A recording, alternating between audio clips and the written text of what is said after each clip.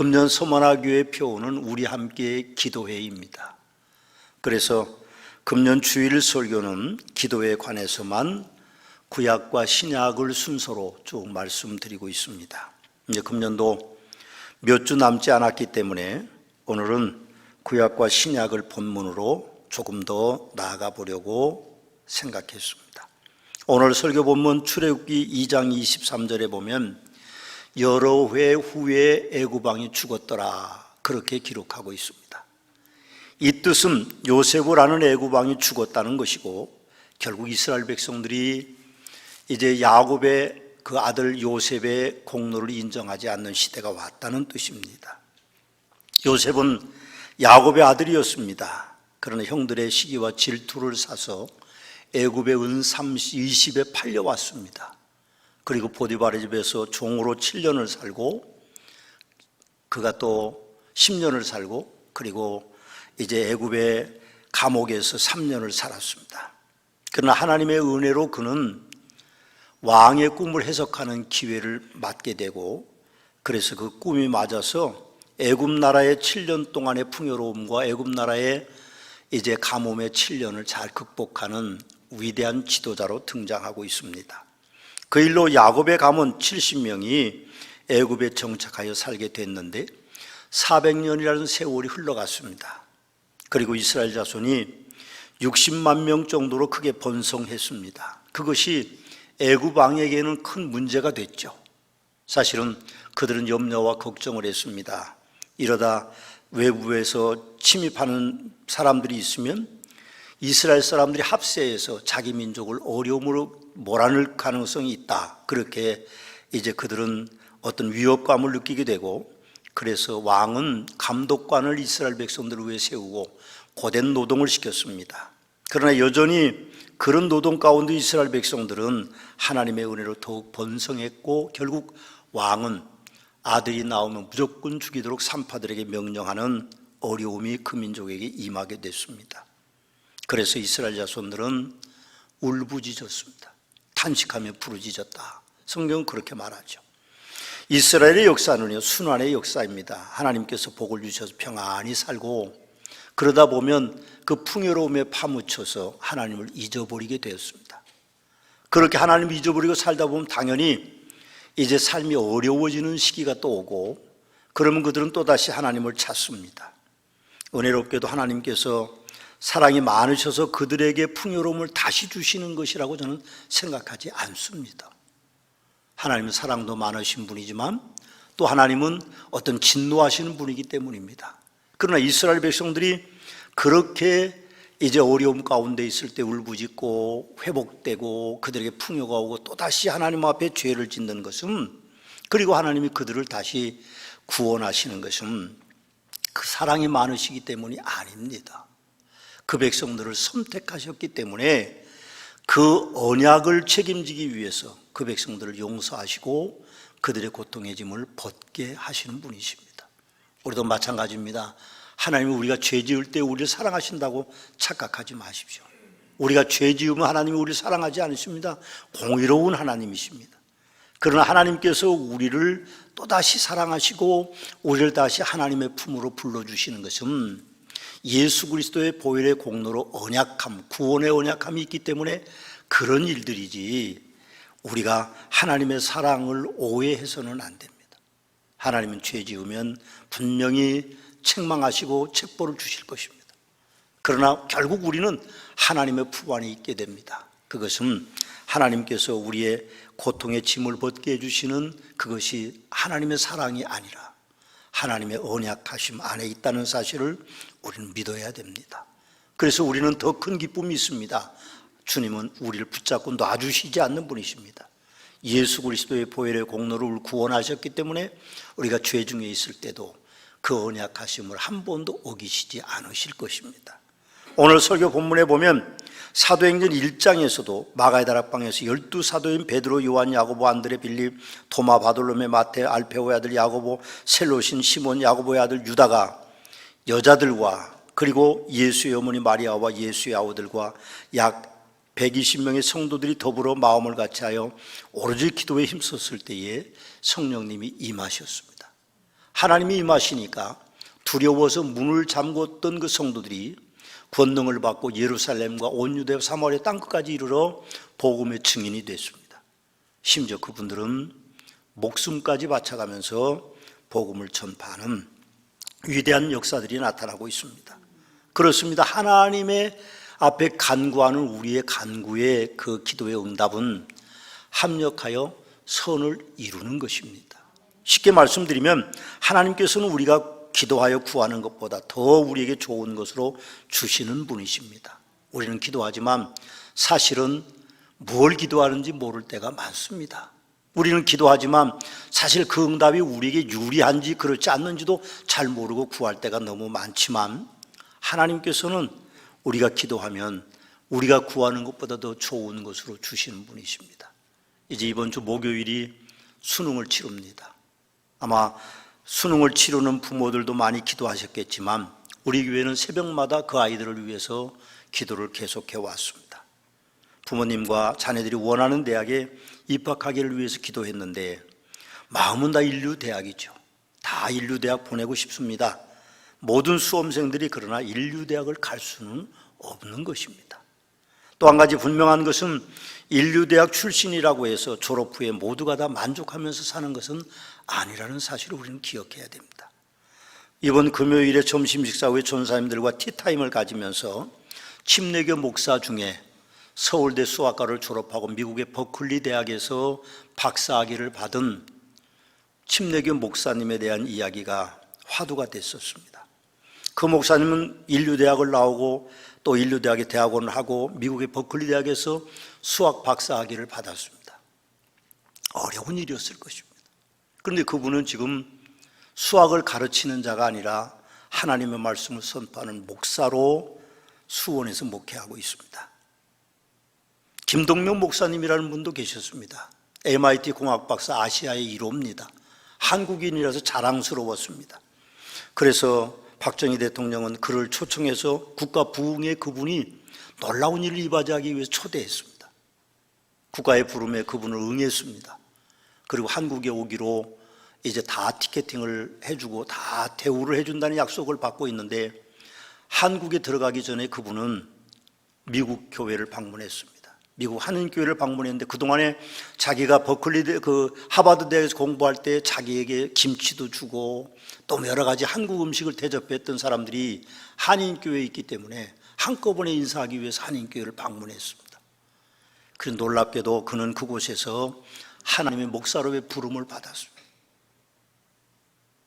그리고 그는 그 공학박사, MIT 공학박사 학위를 배설물로 여기고 일생을 목사로 살았습니다. 미국에서 은퇴하시고 한국의 연구단지에 오셔서 새누리교회를 개척하시고 목회하시다가 지금은 하늘나라로 가셨습니다. 제가 이렇게 말씀드리는 이유는 행복은 절대로 성적순이 아니라는 겁니다. 사람의 미래는 아무도 모르죠. 우리는 욕심껏 구하지만 하나님께서는 우리 아이들의 미래를 계획하고 계시고 그렇게 가도록 만들어 주실 것입니다. 혹시 우리 자녀들이 공부를 잘 못하거나 또 학벌이 좀 모자라거나 그래도 너무 염려하지 마십시오. 하나님께서는 모든 아이들을 사랑하십니다. 그 아이들이 미래에 살아갈 일들이 더 아름답습니다. 제가 해외 뉴스를 보니까 일본은 5개의 직장이 있으면 아이들이 3명밖에 안 된답니다. 그래서 원하는 직장을 다 들어갈 수 있다고 합니다. 이제 우리나라도 10년 안에 그런 일들이 일어날 것입니다.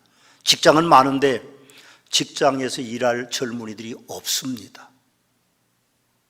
그리고 우리나라가 점점 좋아지기 때문에 사무직이나 또 생산직이나 차별 대우를 하지 못할 것입니다. 누구라도 다 같은 대우를 받는 날들이 오게 될 것입니다. 그러나 우리는 그런 환경 가까이 와 있어도 부모로서 자녀들을 위해서 기도하기는 쉬지 말아야 됩니다. 예수님께서는 너희 중에 누가 아들이 떡을 달라 하는데 돌을 주며 생선을 달라 하는데 뱀을 줄 사람이 있겠느냐? 너희가 악한 자라도 좋은 것으로 자식에게 줄 줄 아는데 하물며 하늘에서 너희 아버지께서 구하는 자에게 좋은 것으로 주시지 않겠느냐? 우리에게 그렇게 말씀하셨기 때문에 우리는 우리 자녀들을 위해서 기도하기를 쉬지 말아야 됩니다.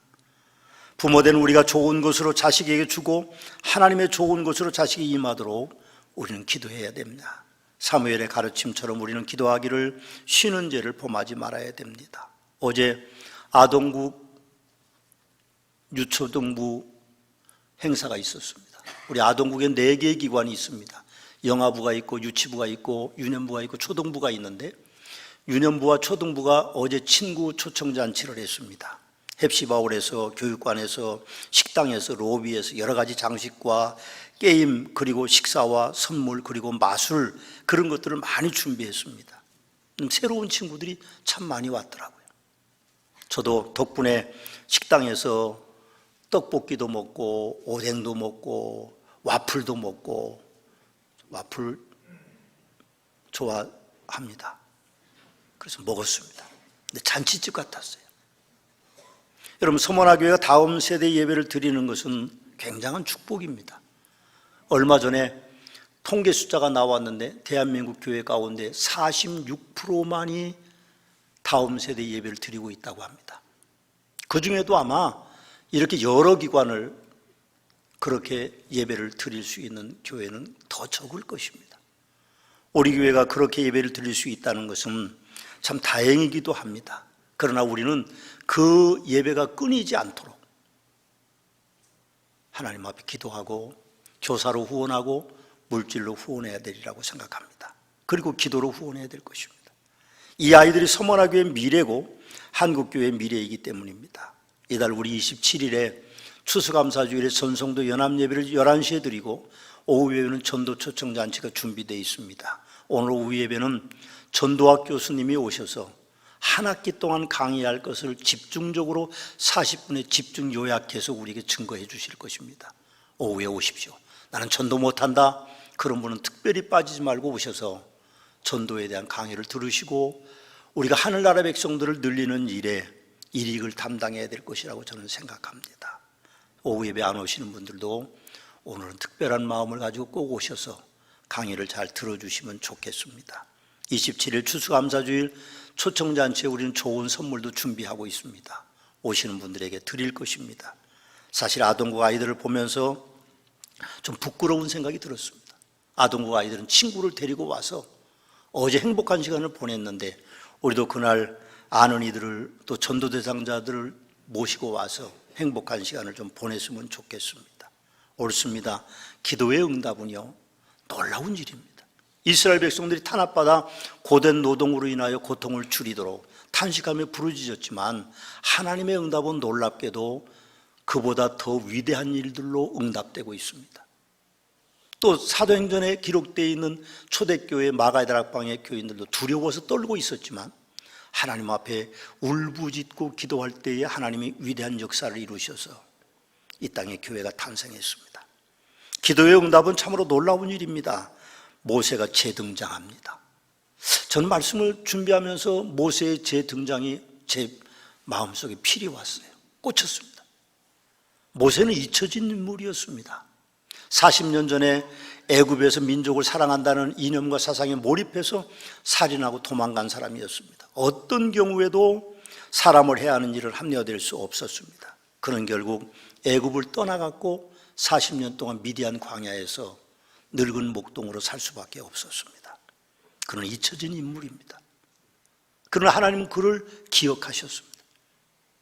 모세보다도 능력 있는 아론과 250명의 어떤 지휘관들을 동원할 수 있는 그런 고라와 재능기 부자인 부살레고 올리압과 같은 위대한 백성들이 있었는데도 하나님께서는 저 미디안 땅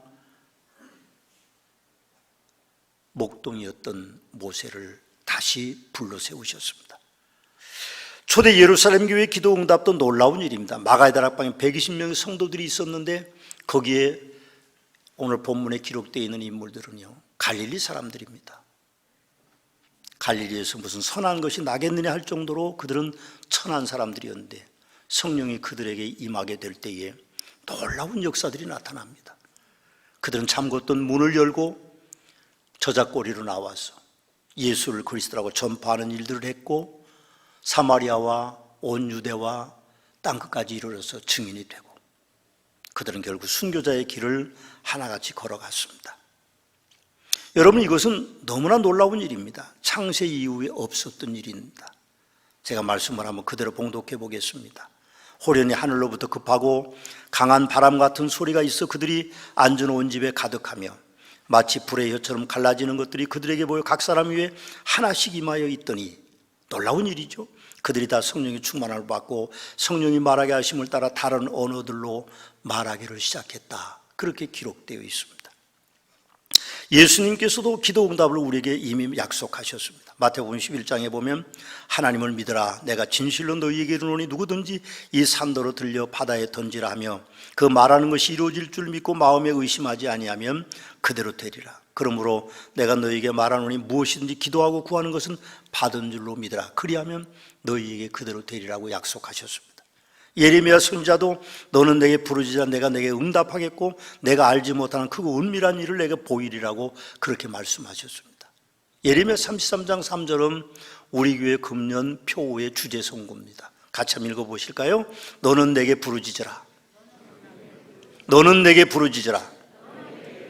내가 내게 응답하겠고 내가 알지 못하는 크고 은밀한 일을 내게 보이리라.